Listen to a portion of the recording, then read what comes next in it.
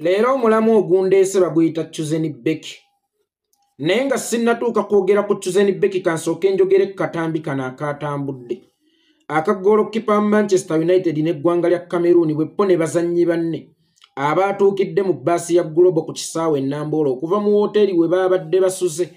Muganda wange Nobert aliho yakoze statement n'agamba nti naye bannange Uganda tuswala. Yadde okubapangisizaayo ku bbaasi erimu air conditioner. Basitawe bati abalimu ne Storm Lamba asambira mu ggwanga lya Manchester United. Bannange yiyi mu Uganda tuswadde muganda wange Nobert.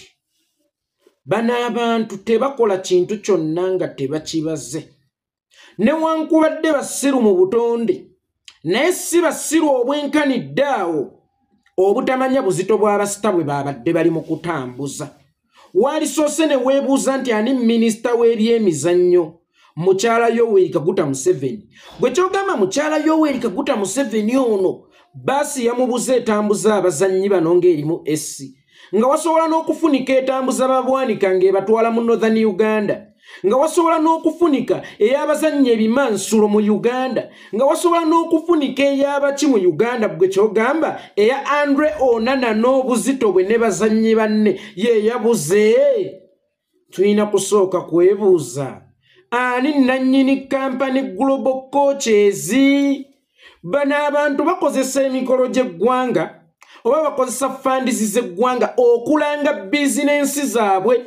Njagala nkujjukizeemu Museveni bwe yagenda mu Dubai Expo mu Uganda ebintu byonna ku Uganda ebintu byonna byeweesa katale k'ensi yonna. Nga ne bw'otwala obutwazi bogoya we Uganda asobola okkira bogoya w'ensi endala.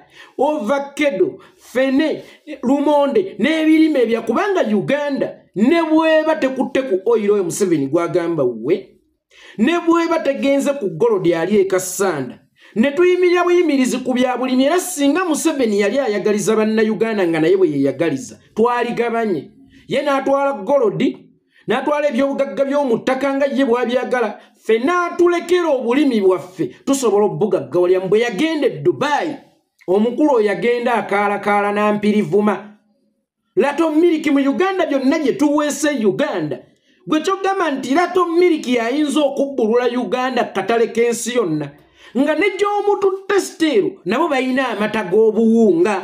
Naye ng'ate oyina kye batalina matooke, bogoya, ovakkedo, lumonde, fene. Ebirime bya Uganda ebituuka katale k'ensi yonna ebyensi endala biyinza okudibirako. Kubanga ebirime bya Uganda byalimibwa ku ttaka buli omu lyasinga okwegomba. Omukulu yagenda akaalakaala na Lato miliki. Naye nga gyatutte Lato miliki waliyo amata g'obuwunga ate agamalayo. Kitegeeza nti bo buli we bafuna opportunity nga bagenda kutambulira mu ssente za ggwanga nga tebagenda kukwata mu nsawo zaabwe. Tebatambula na bintu biyamba ggwanga ebyawamu. Wabula balangirawo bizinensi zaabwe. Kubanga akatambi si wa Nuupu ye yakakutte. Akakatambi si opposition ye yakakutte. Era yakakutte waabwe kuba walisoose ne weebuuza lwaki Onana gwe balagamu yekka kalango. Onana wabbeeyo okuba akalango ku lwa ttiimu gy'azannyira.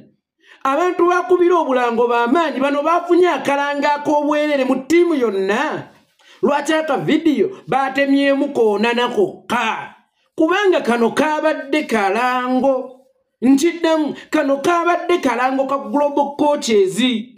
Nti olaba ne ttiimu ya Cameroon olaba Storm Lamba Onana gwe tulengera ku screen zaffe ennene ng'asambira Manchester United n'akola save ne bamukubira enduulu atambulidde mu Global Coach. Then tutambulenga mu Global Coach kubanga Global Coach yesinga okubeera safe. Ayagala okufuluma Uganda, ayagala okufuluma Kampala, ayagala okugenda mu Northern Uganda, ayagala okugenda e Mbarara, ayagala okugenda wa. Kozesanga Global Coach. Olaba Global Coach yasobodde okutuusa obulungi sita wa Maniyu nga talinaamu yadde enkenyero. Onana yakubye akalango naye kaatamanyi. Kakati oyina kunoonya bunoonya nga gwe munnayuganda ani Global Coach. Ate ng'era kkiriza oba gana Global Coach siiyo kiwuuwa, siiyo Serwadda, si yani nannyini Global Coach gwe tulina okunoonya yalibanga ye minisita w'ebyemizannyo. gwate minisita w'ebyemizannyo akkiriza ate eggwanga okuswala bwe lityo teweerabira nti buli we babeera batukubiriza okubeera n'omwoyo gwa ggwanga buli we batambulira batukubiriza okutambula n'omwoyo gwa ggwanga era bagamba nti bataddemu ssente nnyingi okupromotinga Uganda. Kambuuze oli mu kupromotinga Uganda nga sitoomulambo omutuuza mu bbaasi efaanaganako bwete eya Global erimu n'ebiyenje. Mmwe abagamba nti mmwe muzimba Uganda ate mmwe mugizimbulula. Abagamba nti mu promotinga Uganda mubeera mu kugidimotinga. Oli talowoozezza ku kitiibwa kya ggwanga, talowoozezza ku ki, alowoozezza ku kimu, bizinensi ye eya Global Coach. Imagine bizinensi ye eya Global Coach. Kataha ye minisita w'ebyemizannyo gwe wali ebuuzizza kale ku lw'eggwanga lwaki abo tabakutte abakoze ekintu ng'ekyo. Nga gwe minisita w'ebyemizannyo buli lw'ofuna basita ab'amaanyi mu nsi yo, minisitule yabo erina obuvunaanyizibwa okuteeka kufuufa puresha kubanga egiwa ssente buli mwaka, erina sponsorship buli mwaka, okugibuuza lwaki omugenyi ow'amaanyi bw'ati yatambudde bw'ati era oyagala bwaddayo eri okwogera atwogereko ki nti ensi nnungi erina buli kimu naye terina kyerina olw'abakulembeze. By the way, Uganda yensi Katonda gyewa buli kimu naye ate yensi etalina kerina olw'abakulembeze kubanga oli ajja kujja asange weze nnungi n'emmere gy'aliddeko ng'awulira ewooma bulungi then bamuteeke mu kibbaasi ayite ku nguudo ezikunkumuka. Kitegeeza kyagenda okutunda nti Uganda nsi nnungi naye obuzibu bwerina abagikulembera si bakulembeze ate era balabika si bannansi. Nannyini Global Coach yani era ajja n'ate Kataha ku kapasite ye nga ne mu State House awo kyemmanyi waliwo bbaasi ezirimu esse zabadde zisobola okutambuza ttiimu eno. Lwaki baatambulidde mu Global Coach etalina essi eyakunkubuka emitto erimu ebiyenje ako kaabadde kalango? Era lwaki yakutteka video teyakulaze ttiimu yonna ng'evaamu, yakulazeeko nana yekka kubanga yalimu amasannyalaze zonna nayakubya akalango k'obwerera aka Global Coaches. Kakati tulina kunoonya nannyini Global Coaches Kataha talinaamu mukono oba siye Kataha? Kubanga singa tabadde Kataha, singa ababadde emabega w'ekyo ekintu baba tutedde empanga baswazizza eggwanga. Naye nze mmanyi sayini oba omukono ogutatya kuswaza ggwanga azirongaazi guyisaawo byagwo nga gwa mu nnyumba eyo. Y'ensonga lwaki bbo omukulu yatambula n'agenda e Dubai ku byobugagga byonna bye tusobola okwolesa, ku biki bye tusobola okwolesa, omukulu yagenda akalakala na mpirivuma nga kiswaza naye nga ye tayagala kumanya azirongaazi. Apromotinze ekintu kyabwe oba apromotinze kampani yabwe. Gwe wali sose n'omubuuza wakiri waki tewatwalayo sukaali, tukola ne sukaali kakira twerimira ebikajjo ng'ovudde ku ono jjule gwe batuwa twaffe bannayuganda. Sikiwa nti katale k'ensi yonna waliwo ebikajjo ebiwooma okusinga eri Uganda. Kakati sukaali oyo avudde mu bikajjo by'e Uganda konkooli va ku ono jjule gwe munywa konkooli. Sukaali oyo avudde mu bikajjo by'e Uganda sikiwa nti waliwo amusinga naye teyamutwala naye. Tekyetaagisa omukulu yagenda akaalakaala n'empirivuma. Lato miliki yagenda akaalakaala n'empirivuma nga mu butuufu ne bwe yaligenze ng'akaalakaala n'entalogwa at least entalogwa naye empirivuma yali baddokke ng'ogijja Kampala ogitwala Nimule, ng'ogijja Kampala ogitwala agimanyi naye Dubai otwaleyo empirivuma. Ndi tugenze mu Dubai Expo ng'omudaala twagusasulira ng'eggwanga naawe okutambuza n'abakuumi bo ne tukiteekamu ssente amost olugendo lwa Museveni lwali luzitowa obuwumbi oba bwali 5 gattako n'ekifo naye ng'ekifo kye twapangisizza olugendo lwonna lwe twononeddemu obuwumbi 5 omukulu atutteyo ssaaka ya mpirivuma mbw ab'e Dubai bagirabe bagitumye ng'e Uganda. Ab'e Dubai nga be batumye empirivuma e Uganda nga n'owe Kenya obukenya wano talina kyatwegaza mata ge Uganda yatagatumyangako wabula omukulu yagatwalawa Dubai. Kati eyo nkola y'abantu bano okuyitiranga mu by'eggwanga okulanga ebyabwe oba okutunda ebyabwe gwe wali sose ne weebuuza Museveni lwana atunda ente ng'azijja ku ffaamu yazinonera mu mmotoka za bulijjo oba mu mmotoka z'amagye nti n'emirimu gyabwe gitambulira mu mawanika ga ggwanga n'emirimu gyabwe egya ssekinnoomu bagitambuliriza mu services ey'eggwanga muganda wange Nobert aliho eno teyabadde ensobi wabula kano kaabadde kalango nga tetunnabatendereza ku butya bwe bali abakopi tusooke tubatendereze ku butya bwe bali abayiiya okufuna akalango k'obwereere era tusooke tubatendereze butya bwe baagala ensawo zaabwe okusinga Uganda eyawamu ate egaggawazza ensawo zaabwe Chuzeni Beki ngenze ku ggwe waliwo akatambi oba obutambi bw'omwana oyo ow'obuwala Chuzeni Beki naye kansooke mbateereyo kano Rebecca Nakamanya yakoledde obusolosolo ku kiwanda kya mmotoka ekimu ku luguudo oludde Namirembe bwe yeefudde alinyiddwako abantu be bayise emisimu ku mutwe atandika okubeera ab'ekibanda bamu emmotoka mu batete gye baagala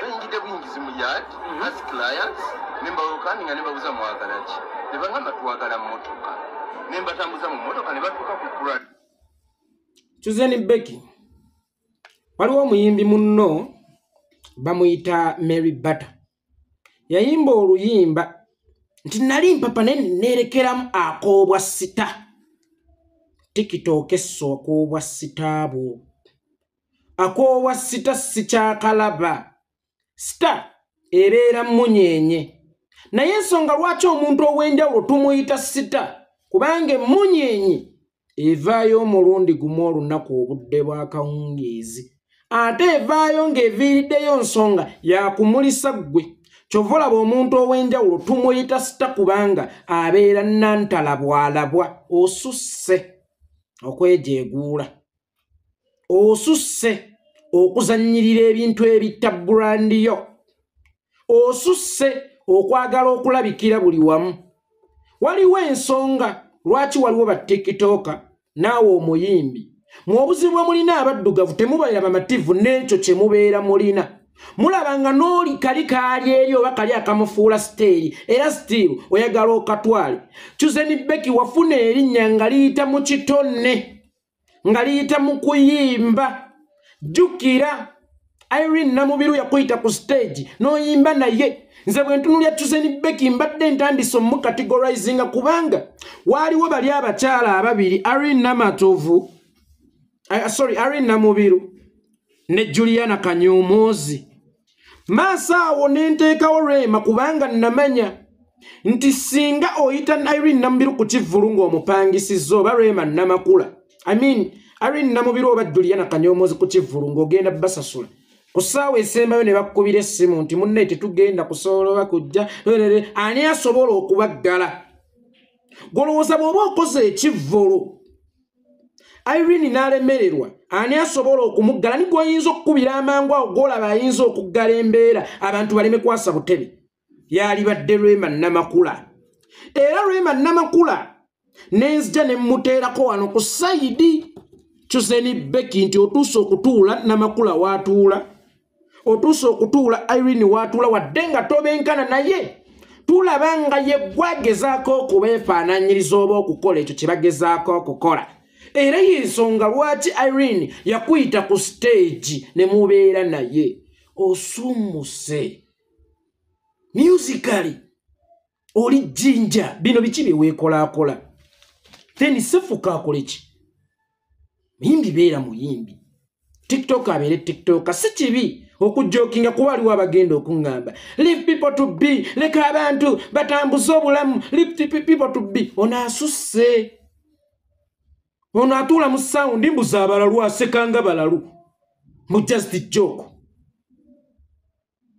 mulabe kati byabaddemu awo akatambi kabaddemu ali ku mmotoka awalampye yeeridda sita munaye omupangisa ssente omutwala ekibi by'abantu bamulabe era basasule gwe baalabyeko nga yeekola ebyobwazonto gwe baalabyeko nga yeekola ebitali byabwa sita nkugamba bino because I love you because you're my daughter ozze nkulaba okulaakulanye atikale obwongo bukuze ne financially then lwaki oyonooneka Lwaki osikibwa weevu golowooza tonaabanga enswera buli ewali ekivundu erina okutuukawo golowooza nti enswera y'e Masaka ejja ku kivundu ky'e Kampala era enswera y'e Masaka ekivundu ekisanga Masaka n'ey'e Kampala ekivundu ekisanga Kampala then gwe lwaki oyagala okunaawuuza ebivundu ebikuvumiriza lwaki oyagala okunaawuuza ebivundu ebikukakkanya oli muyimbi mulungi be contented with your talent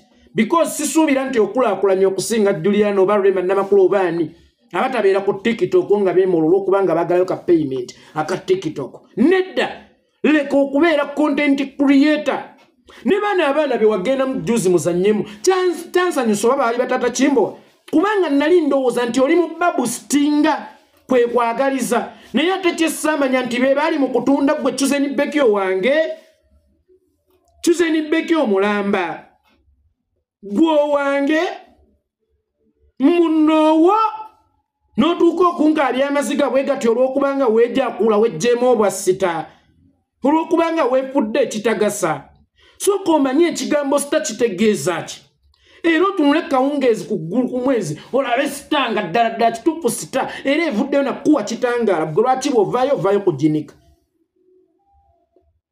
lwaki bw'ovaayo ovaayo kutuula mu sawundi z'abalalu bannange sigaana buli muntu ayina eddembe lye okukola kyayagala naye waliwo positions mwe tutuukamu nga ne gonja kukaluubirira okugula ku kkubo kitegeeza nti si buli kyoleka nti oba tokyetaaga oba si buli kyokola ng'otuuse mu bwa sita nti kyo wali olowooza nti kyolina okukola naye oluusi wabaawo bye tweresa ku lw'abaana ndaba batya kubanga omuyimbi yagamba nti bansasulira kundaba ate onzikakkanyeeko njolonga kati ate ono gwe basasulira okulaba ye yekkakkanyeeko ye yeejolonga Chuzeni Beki oli too much ku TikTok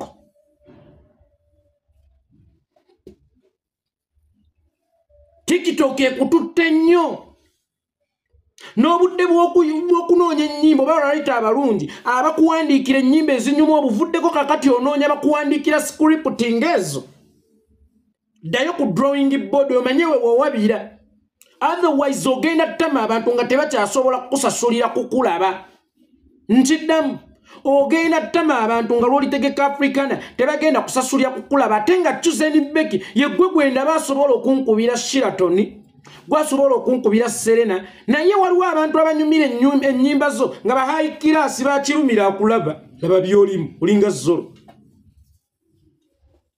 walambye mamotoka laba mukazi wattu byalimu atuula mu sawundi z'abalalu ate tayagala trending simbi ne bw'oyagala osobola okweyambula oso trendinga naye gwolowooza nti ebyo byolimu biso trending okusinga bankuza oba gwolowooza kana akatambire egy'ekizolozolo by'ozannyazannya bisobola trending okusinga by'abangi osudde eddamula Chuzeni osudde eddamula Beki ovudde ku nnono mwanange Rebeka si yeggwe Niki Production oba Vikita Kamenyo bwe bayola si yeggwe gwe bandeetera mu mwaka gw'2018 ku Tavani Woods e Kabooso kyakaana kano ngenda kakula sita si yeggwe oyonoonese otwaliddwa nnyo weewalenga nnyo bandi wagoni nali ndowooza bandi wagoni zikola mu abaana abato era abatalina na kye bali ne Beki kutambudde amawanga sente ozikoze emmotoka ozivuze ennyumba ozizimbi nga gwata akyatwalibwa bandi wagoni nga gwe akyakululwa obukululwa ng'ekyana kya Tuleera go back to the drawing board omanyiwe wawabira otereezeemu otherwise kino kyokola wallahi tekisobola kugattako kusinga bankuza tebankuzaakuza era tekisobola kukola Chuzeni Beki nga byabangi nanga neesiimye nyimba ennungi ez'amaanyi z'okukola kubanga Chuzeni Beki ye muyimbi yekka atalina luyimba lwatomera kisenge buli lwe neekyusa mbeera gwe ndowooza gamba ssaawa kafiyu tetukwata linda lwatuuka musiikira ebinyeebwa newe banyoota otuzzi twakunywebwa omuyimbi bw'atyo munalinga Lokijjanti kati njawulo kiggwe ne Lokijjanti omunyi w'enjaga gwe yasuula eddalo kuba ndaba byakola naye byokola mu linnya lya simanya trending bulabula tuswala Chuzeni Becky tudde ku drawing board ebyo byokola si byabasita ate tebisobola kwongerako kusinga nnyimba zo mwabagamba nti omuntu alina eddembe lye okukola byayagala gwe oweewa mwatalina kyali si Chuzeni Becky nze gwe nalaba nga jjera gwe nagattako era yamukola teyamukola kukola kino weewaawo ddembe lye naye waliwo wootuuka nga ne byoyagala osobola okubyerekereza ku lw'erinnya ate erinnya lyo ye bizinensi yo mwojja ettooke kakati mu linnya bizinensi yo mwojja ettooke ate feesi yayo gye kutta ozannya bya kiralo kuzannya bya kijega nze bwe mba njogera ku muyimbi mu nsonyiwe mmwe abawagizi nze mba tu emotional kuba njagala nnyo omuyimbi njagala nnyo ne music industry n'erimu ebimererezi bingi kyova olaba egudde muleeseresa abayimbi bammwe kakati buno obwana bu Chuzeni Becky bwe tuyinamu ng'obuti bw'ekibiri tetugenda kubukkiriza kwonoonebwa bayimbi bammwe omulala agenda gamba musala wa TikTok ate TikTok yaleeta gundi TikTok yaleeta gundi tewali aleeteddwa TikTok ng'amanyi okuyimba